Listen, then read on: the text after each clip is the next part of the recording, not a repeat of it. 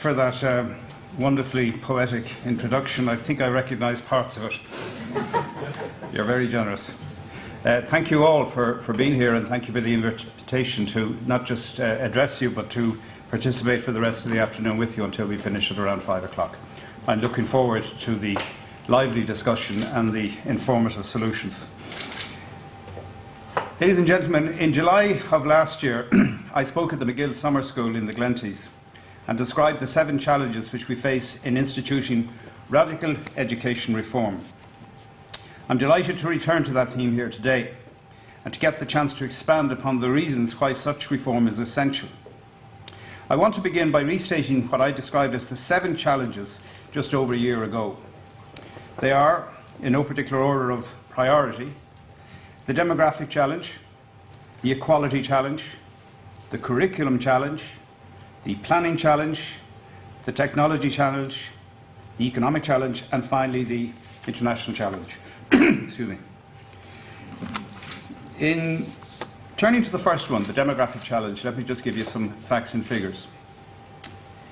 Last 2010, we had just over 1 million full-time students in education, just under 25% of the population. In 7 years' time from then, in other words, in 2017, there will be an extra 105,000. That's a 10% increase in a relatively 7 years from now, or less. At primary level, the numbers are likely to grow from 515,000 in September of this year to 579 in 2017. At post-primary level, the numbers are expected to grow from 323,000 this year to 348,000, growing further in years up until 2026. At third level, the numbers are projected to grow from 170,000 in 2011 to 186,000 in 2017. And those figures will continue to rise right through into 2026. This demographic growth causes obvious pressures on resources, including a need to recruit in the region of 3,000 additional teachers over the next 3 years. And the 3,000 extra teachers are just to keep our class sizes as they currently stand. Many of these students coming into the system will also need to be accommodated in new buildings.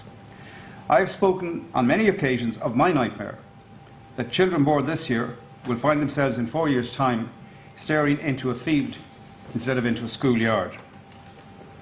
In July 2011, I announced our intention to build 40 new primary and post-primary schools. When completed, they will each accommodate up to 1,000 pupils in the post-primary schools and as many as 600 and more in the primary schools. Those schools will be co-educational and under the operation of different patrons. It is the policy of this government to provide, where possible, a plurality of choice for parents of children in both primary and post-primary schools. That's why I recognised Educate Together as a second-level patron shortly after taking office. The recognition was set out in the programme for government. Educate Together are a patron body for multi-denominational schooling who have been growing in popularity at primary level in recent years. And it is why we established a forum on patronage and pluralism in the primary sector, which has helped map out a route to ensure that the primacy of parental choice in relation to the patronage of our schools is recognised and secured. It is also why I was delighted to announce in July of this year that new post-primary or second-level schools will open in 2014 under the patronage of the Catholic Church, the Church of Ireland, the first such schools to be created in a generation. Let me turn now to what I describe as the second challenge, the equality challenge. Ireland is a deeply unequal country, with wealth and privilege concentrated in a small minority of our population. By the time our children arrive in school, indeed by the time our children have arrived in preschool, gaps have already opened up because of that inequality. We know that vocabulary and familiarity with reading and writing vary considerably between middle-class children and those from disadvantaged homes and communities. We must continue to prioritise spending on those who are disadvantaged and also children with special educational needs. In 2005, the Delivering Equality of Opportunity in Schools, otherwise known as the DESH scheme, was created to try to eradicate educational disadvantage. There were previous programmes in place, but they were not as scientifically based or systematically rolled out. This scheme followed, as I say, previous schemes such as breaking the cycle and giving children an even break. Between DESH and other areas of spending on social inclusion in education, we will spend over €700 million this year. And the evidence is beginning to show that these interventions are making some difference where schools are planning appropriately. It's probably too early to say too much more than that, but certainly the measured outcomes seem to be having a positive impact. But we must become, in my view, more focused on those outcomes. For example, it would seem to suggest that where schools are not planning appropriately, the DESH resources and extra positions are not having the kind of impact that we would like. We must, in my view, get better at ensuring that all schools in receipt of additional DESH supports are following the best practices that allow a real difference to be made for disadvantaged students. Similarly, we will spend €1.3 billion on supports for children with special needs this year. It is vital that we continue exploring the outcomes of that spending. We're very good in this country at knowing how much we spend and measuring our commitment by the volume of the spend. We're not pretty good at measuring how effective that spend actually is or what the precise outcomes are. And I'd be very interested to hear what the Nordic experience is in that regard. To ensure that the €2 billion a year we spend supporting children with special needs and those from disadvantaged backgrounds,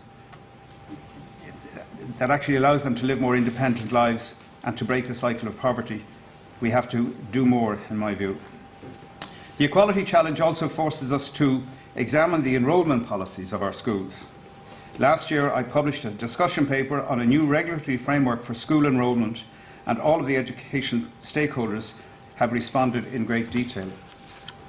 In 80% of our schools, we don't have issues related to oversubscription, although given the demographic bulge that I described earlier on, that might shrinken.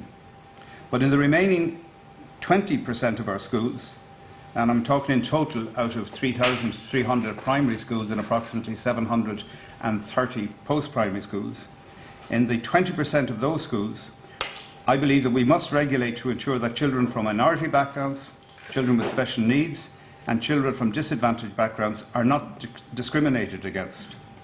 I firmly believe that more inclusive and equitable admission policies will help lead to a more inclusive and equal society. Turning now to the third challenge, that of the curriculum itself. I think it's generally held, and I'm not a professional educationist, I think it's generally regarded that the primary level curriculum which we have stands up to international scrutiny. The one significant issue is the amount of time devoted to literacy and numeracy in our primary schools, which is why the implementation of the literacy and numeracy strategy, published last year, but in draft form for some time before that, needs to be increased.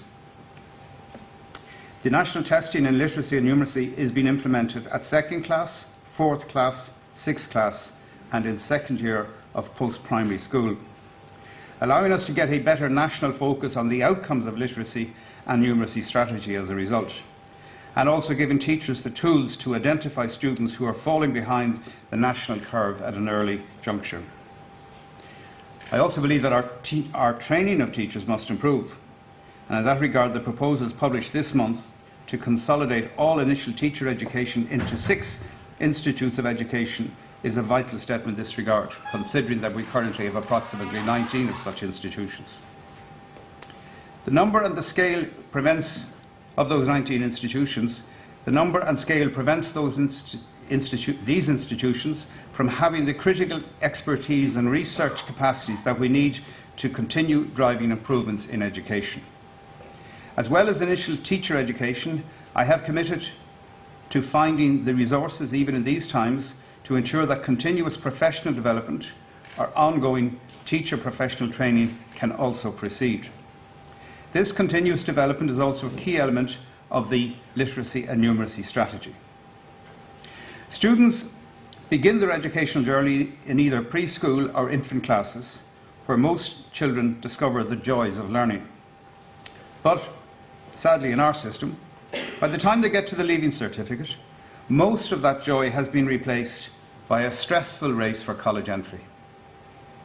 Instead of enabling discovery by their students, post-primary teachers are increasingly forced to become coaches for that particular race. It is accepted generally that our secondary school curriculum must therefore be reformed, and I intend to do just that. The National Council for Curriculum and Assessment, or the NCCA, recently published a framework for a new cycle. They did approximately this time last year, and in response I endorsed the thrust of their proposals. Their proposals address the concerns that the junior certificate taken at around age 15 serves as a dress rehearsal or a dry run for the leaving certificate, that it replicates the distorting impact of the points race to select students for third level entry, and embeds rote learning as the de facto standard throughout our post-primary system.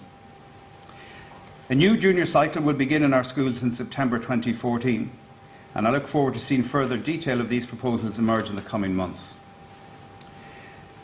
Universities and institutes of technology complain about the quality of second-level students and their perceived ill-preparedness for the rigours and the demands of third-level education. I have asked them to become involved, that's the institutions and the universities, both to become involved in devising a new system of transition from second level to third level. In September last year, a joint conference between the NCCA and the Higher Education Authority took place for the first time, looking at the current transition. And last month, I'm happy to say, the Irish University Association published their initial response to this debate. At a time when many of our public institutions have been seriously damaged in the public mind, the Leaving Certificate and the points system, despite all the difficulties that we have in the secondary level sector, are considered by the general public to be fully trusted and beyond reproach, simply not corrupt. But public faith in a system cannot be used as an argument to prevent reforms in that system. And I want to see that progress made, not just quickly, but very carefully and steadily in a manner that brings the trust of the public along with them. I said in my opening remarks that we face a planning challenge.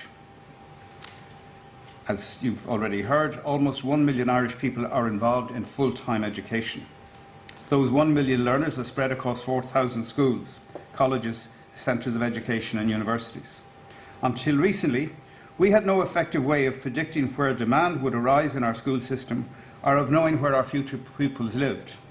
Now, through a geographic information system designed in the Department of Education, we can accurately identify and locate our future pupils by linking such data as child benefit payments and other relevant information. But while we can now identify future pupils at primary and post-primary levels, there are still limits to the tools available to us to plan our education system. Information in our schools is stored vertically, uneven and incomplete. We have all the information we probably need. The difficulty is trying to access it in an efficient and quick way. Faced with a rapidly growing demand for physical school places, we do not have an adequate inventory of the educational infrastructure of our primary and secondary schools systems. We are beginning a pilot project this year to carry out a full inventory of the educational infrastructure in 5 provincial towns. This will allow us to see the utilisation of our infrastructure by pupils, adults and by community groups. We will also discover the spare capacity that may exist in science labs, sporting facilities or libraries. 5 towns is only a start, but it's an important start if we want to plan effectively.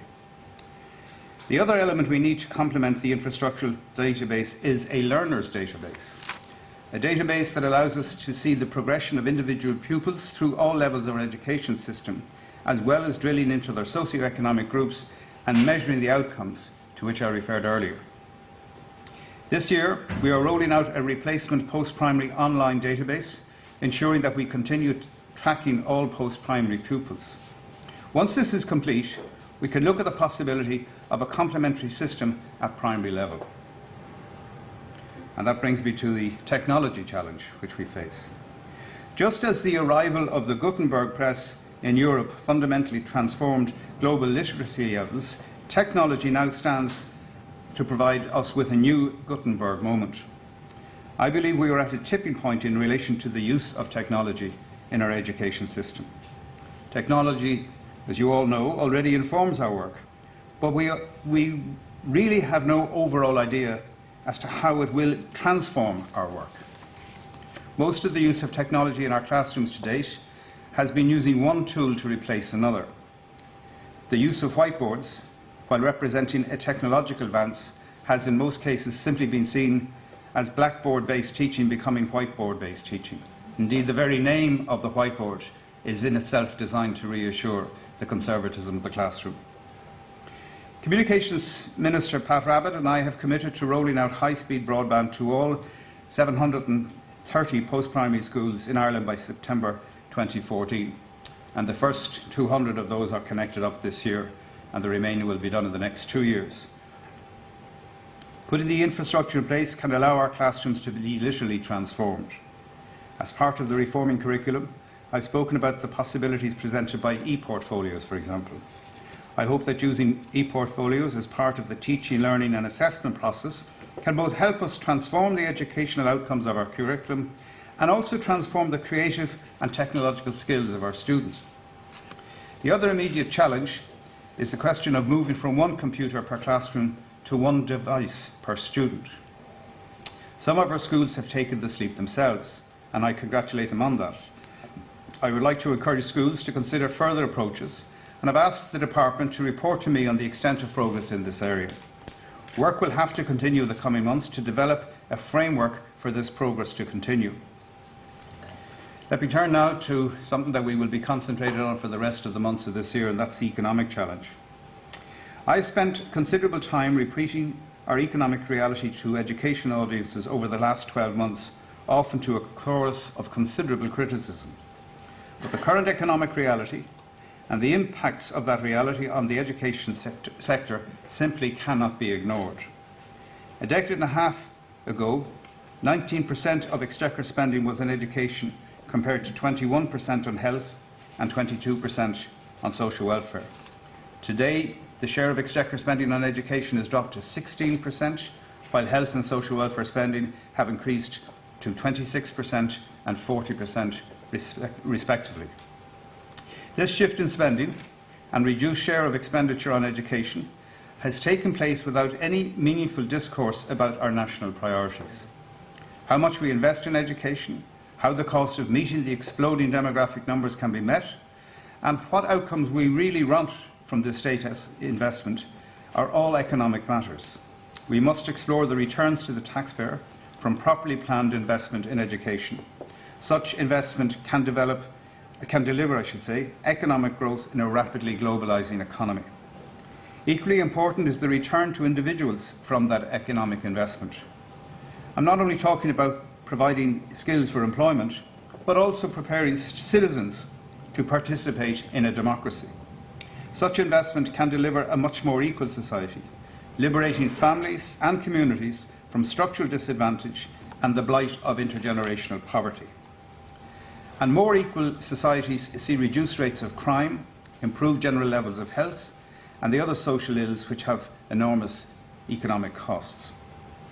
If the structure of the Irish economy has shifted without a meaningful discourse over the last 15 years, our challenge now is to ensure that that mistake is not repeated. And finally, let's place all this in the context of the international challenge. Enormous damage was done to Ireland's reputation by Fianna Fáil's destructive economic mismanagement, and also by their lack of interest and engagement in diplomacy and building relationships with the wider world.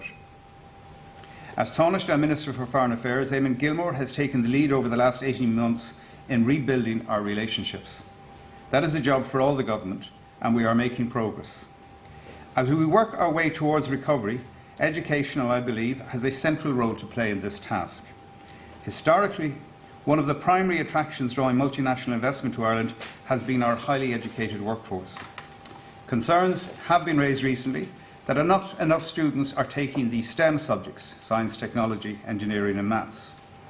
Project Maths and the introduction of bonus points for honours maths clearly had an impact this year, and we will have to watch closely to ensure that this trend continues.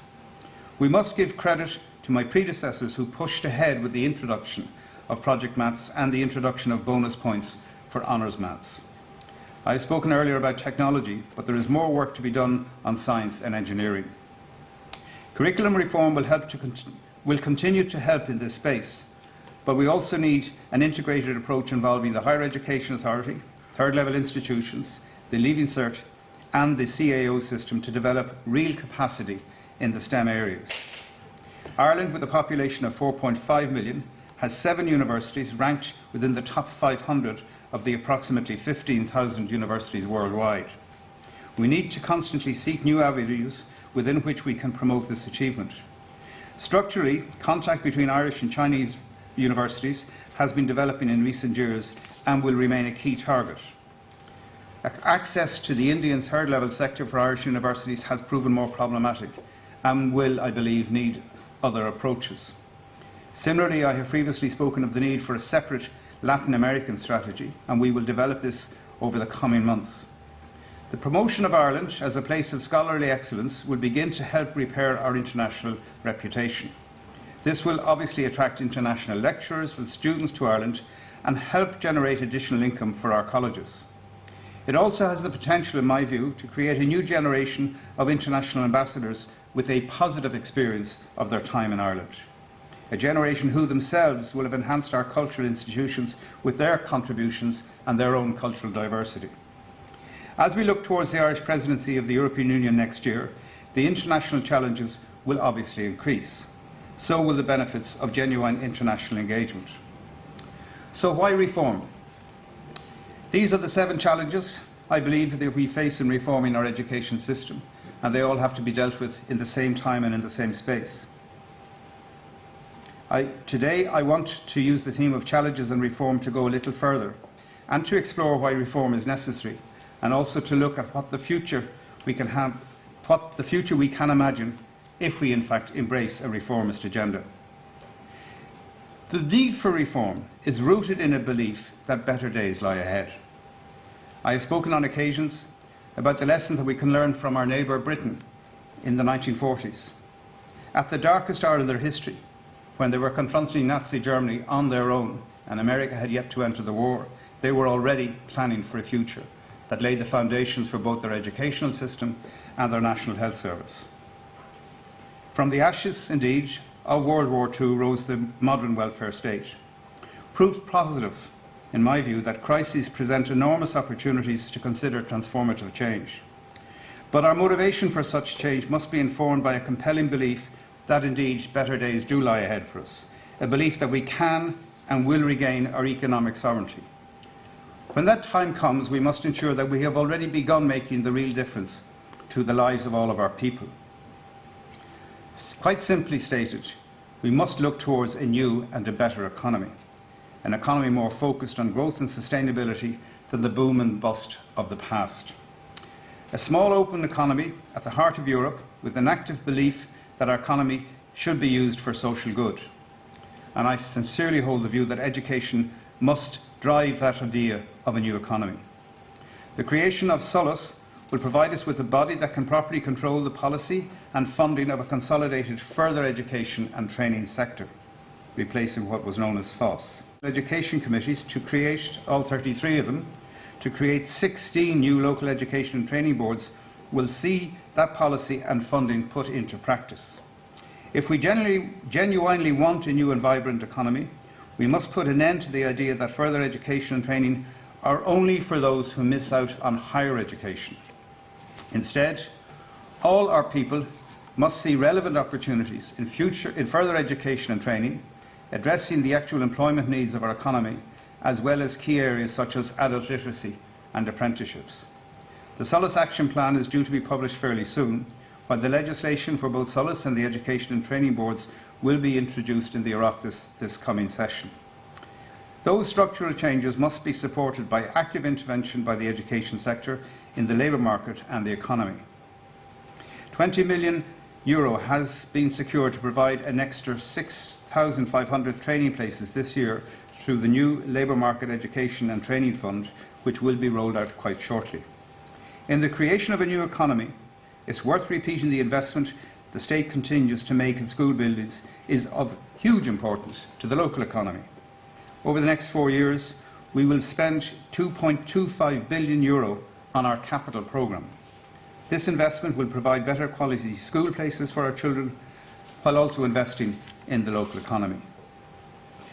A reform agenda must also ensure that teaching and learning are radically improved. To see such a change, we must improve the inputs in our classrooms. This is why, as I mentioned earlier, we are transforming the landscape, literally transforming the landscape of initial teacher education and continuing to invest in continual professional development for our teachers. It is also why we passed the Education Miscellaneous Act in July of this year. This Act has prepared the ground for Section 30 of the Teaching Council to be enacted, ensuring now that all teachers will have to be professionally registered in order to be paid by the state. Over time, it is my fervent hope and belief that this will help professionalise the teaching profession, helping the teachers themselves, but also helping improve teacher performance. Too often in the past, education discourse has focused exclusively, as I said earlier, on inputs, whether for mainstream schools or disadvantaged schools, or indeed the integration of children with special needs. The public debate, as you've seen and heard over the last year, is simply too focused on how many teachers and how many special needs assistants are allocated to individual schools. And that is why the literacy and numeracy strategy ensures that monitoring our teaching and learning is at the heart of our approach. Similarly, our reforms to the junior cycle will change our assessment, acknowledging for the first time that problems with our assessment damage the teaching and learning in our classrooms. And as I have mentioned above, it is why we are trying to fundamentally shift our thinking on how equality can be achieved by focusing on educational outcomes as much as staffing inputs. Ladies and gentlemen, more than any other area, embracing reform allows us to imagine and work towards a better deal for parents and for children.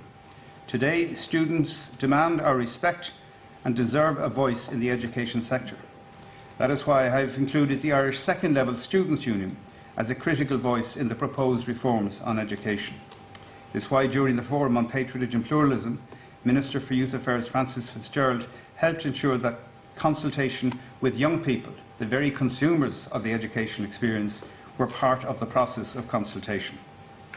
Just as the voice of young people is vital to policy making, we must also, in my view, give young people a future free of violence and fear. In May, the first ever public forum on putting an end to bullying was held in the department. Since then, a dedicated working group has explored how we can put an end to bullying in our schools. Their action plan is due to be completed by November of this year, and I look forward to immediately moving to implement those actions.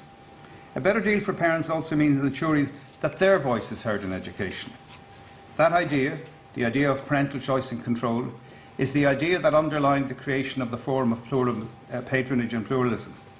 In the future, it will be for parents and communities to decide the patronage of schools in their areas. We are also moving to ensure that more information is provided to parents in the first instance. An education passport has been introduced this year, allowing a child's primary school's records to transfer to parents and to post-primary schools. And starting this year, schools are going to begin carrying out self-evaluations, summaries of which have to be provided to all parents. Over time, we will give more information to parents, and we'll give them more control over the models of education that their children receive. In order to really promise a better deal for parents, there is, I believe, one further step that we have to take. The costs of education to parents must be reduced. Most of our primary schools are now running book rental schemes of some form. I want this practice to be extended widely in both primary and post-primary schools. Uniforms also must be cheaper. Instead of parents being instructed to buy uniforms from one authorised retailer, they should be able to purchase generic uniforms. Schools can work with retailers and manufacturers to separately provide school crests or other kinds of emblems and badges, but the uniforms themselves, I believe, must in fact be generic and consequently come down in cost. These areas, part of creating a better deal for children and their parents, are clearly on a much different scale of reform to the structural reforms I've outlined earlier, but they are no less unimportant for that particular matter. The cost of returning to school this month for an awful lot of families is very severe. If we really want to reform our education system, I think we must focus on improving the everyday experience of the thousands of families, children and students and teachers who participate in education and training. Let me conclude by saying the following. I do actually believe that we are beginning slowly to turn the corner in this country in terms of our economic prospects. It's not yet achieved. We have a long way to go, and it's not entirely clear just what the final outcome will be. But the mood certainly has changed dramatically, and we can see that in the international press. I think we need to have a big debate and discussion in this country about education, which is one of the reasons why I wanted to not only be here with you, but also to listen. I think we can convince a new generation of Irish people that we can create a new kind of sustainable prosperity that will enable us to live the kind of life that we want to live on this island. And I think key to that sustainable prosperity is a different approach to education and a different approach to an economy. Thank you very much indeed.